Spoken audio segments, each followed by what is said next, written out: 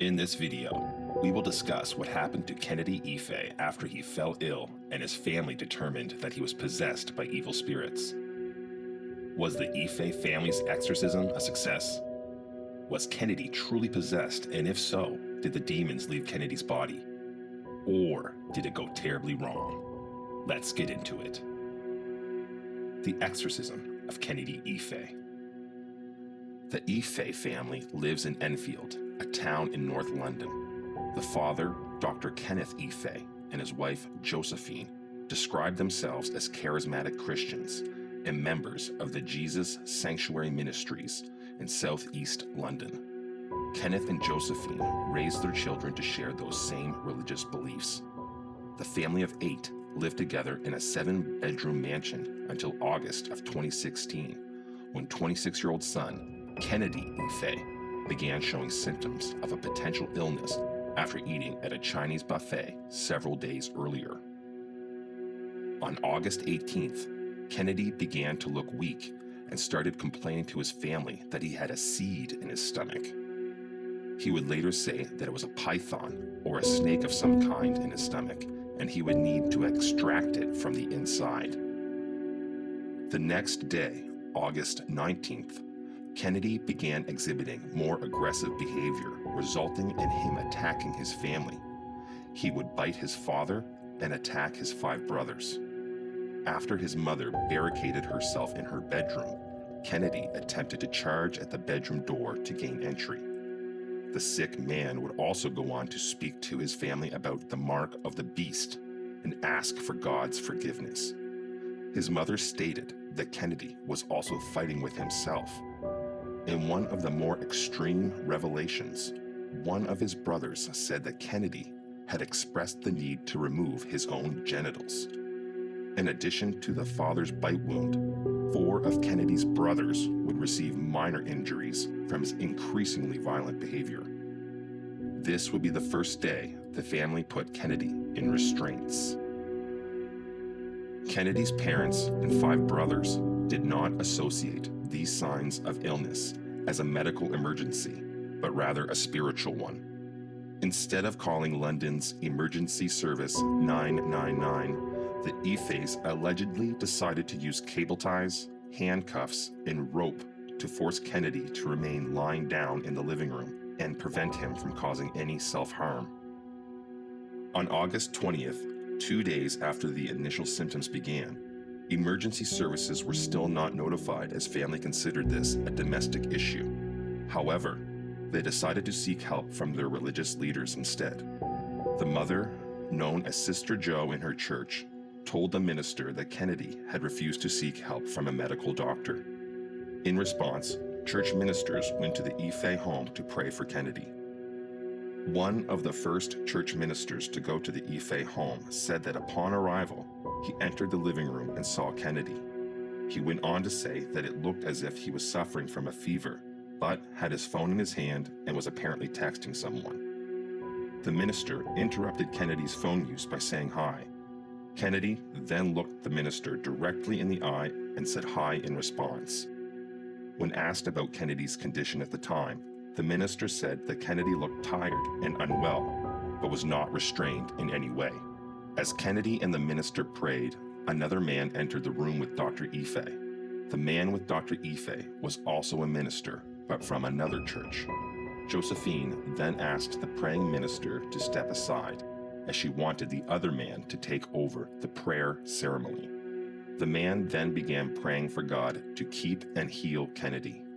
Under the guidance of their father, the brothers continued to restrain Kennedy throughout the following day, August 21st. The father ordered his sons to take shifts watching Kennedy and use overwhelming force if necessary. The sons claimed that the use of restraints was done sporadically and only for short 20-minute intervals.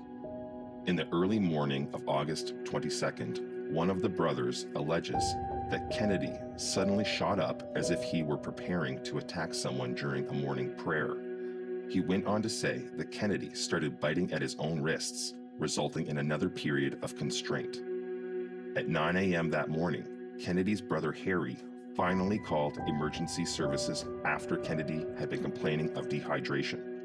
999 operators were told that Kennedy had gotten a bit cold to the touch after feeling dehydrated and a bit weary. Medical personnel were immediately dispatched to the Ife home. After arriving on the scene, paramedics reported that due to his constraints, Kennedy appeared to have developed breathing issues. Unable to revive Kennedy, he was ultimately pronounced dead at 10:17 a.m. by paramedics. As per procedure, police were then notified following Kennedy's death. Body cam footage of police entering the Ife home captured an attempted resurrection of Kennedy's lifeless body, performed by his brother Colin. He can be heard chanting, "Arise in the light of God.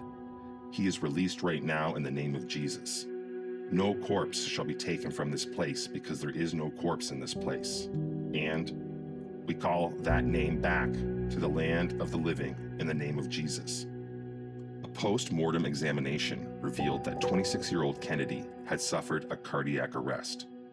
There were over 60 injuries on his body consistent with forced restraint, including a bite mark.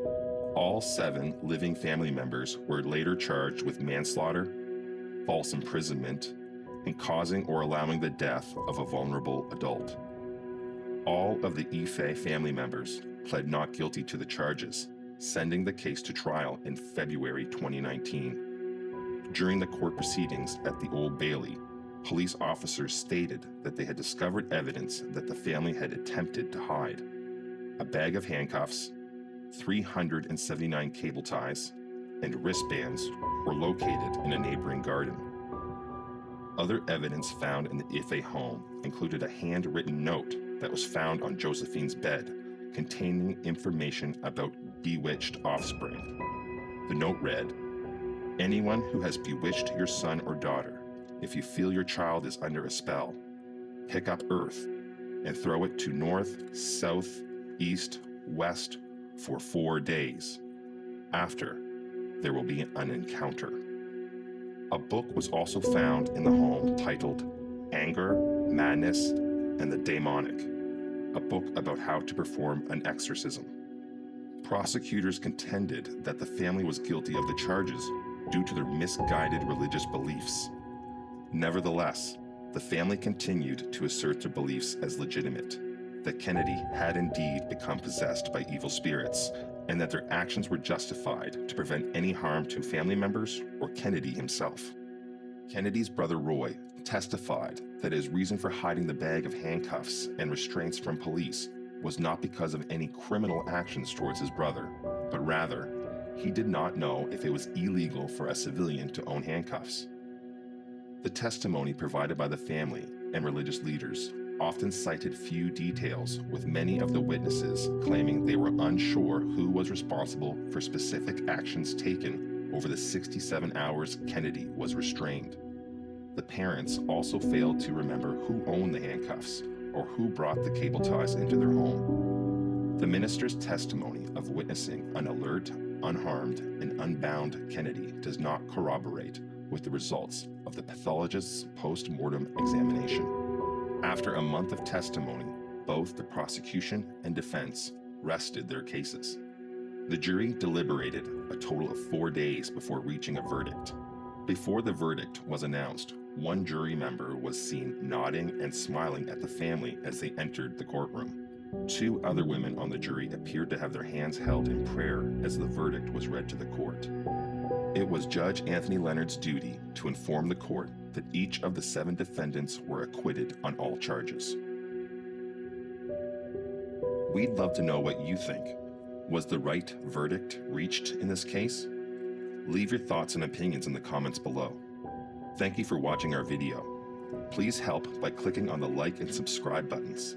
Hit the notification bell so you don't miss any of our 2 to 3 weekly uploads.